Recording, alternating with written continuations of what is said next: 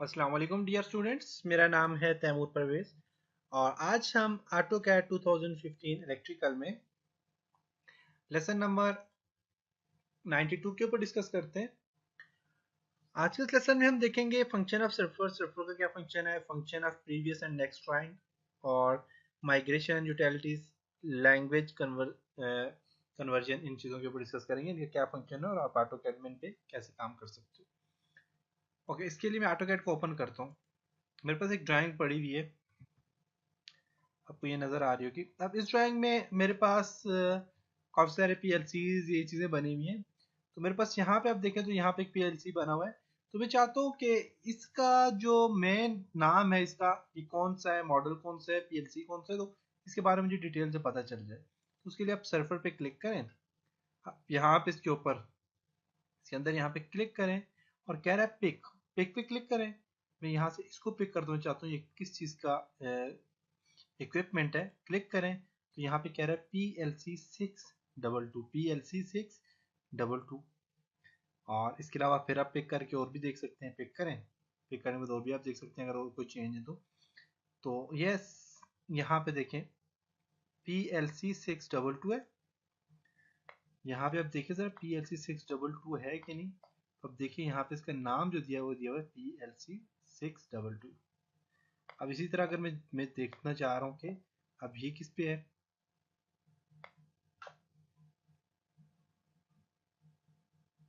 602 है। अब इसके ऊपर मैं देखता हूँ, यहाँ पे नीचे लेके जाता हूँ, मुझे नहीं पता, और मैं यहाँ पे जाता हूँ सफ़र पे क्लिक करता हूँ एंड क्लिक करूँगा इसके ऊपर, सॉरी, सफ़र पे क्लिक करते हैं और यहाँ पे बाहर क्लिक करें और यहाँ पे पिक करें, इसको क्लिक करता हूँ PLC 602 कंपोनेंट टैग जो है ये क्या है, PLC 602 टैग है। तो यहाँ से आपको पता चल जाता है कि आपकी ड्राइंग जो है वो कौन सा टैग है।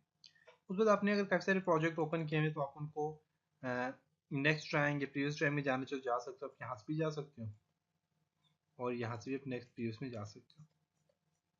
कोई ड्राइंग्स आपने बनाई है, नेक्स्ट पे जाना है, प्रीवियस में जाना है, आप यहाँ से जा सकते हो। उसके बाद यहाँ पे माइग्रेशन यूटिलिटीज है।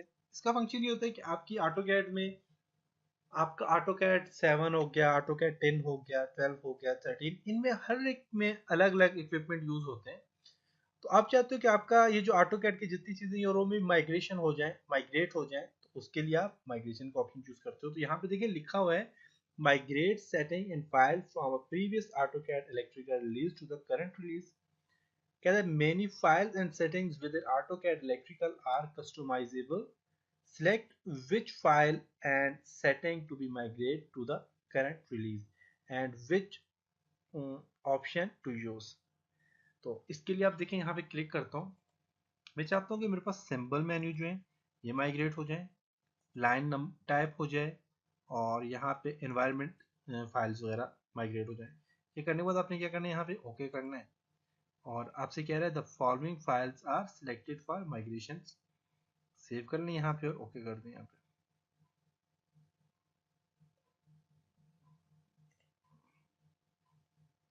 देखें यहाँ पे लॉगिन नेम है तैमूर परवेज है, डेट दी हुई है इसने और कह रहा है restart AutoCAD Electrical to use migration files. Done. AutoCAD को रिस्टार्ट करेंगे तो ये माइग्रेशन आपकी डन हो जाएगी। उसके बाद लैंग्वेज कन्वर्जन है, क्लिक करें, ऑटोकैड में लैंग्वेज कन्वर्जन करते हैं। एक्टिव ड्राइंग जो हमारे पास फ्रॉम इंग्लिश लैंग्वेज है, इसमें इसको आप जापान में करना चाह रहे हैं कन्वर्ट, किसी और लैंग्वेज में करना चाह रहे हैं, आप यहाँ से कन्वर्जन कर सकते हैं इसकी।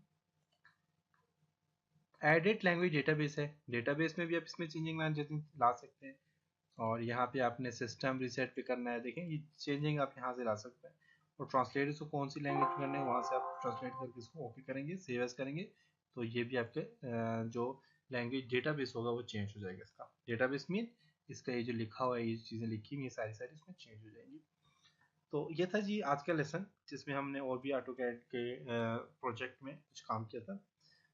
अब इंशाल्लाह नेक्स्ट लेसन में मिलेंगे, अपना ख्याल रखिएगा, कुछ नए टूल्स के साथ मिलते हैं, तब तक अपना ख्याल रखिएगा। खुदा हाफिज़।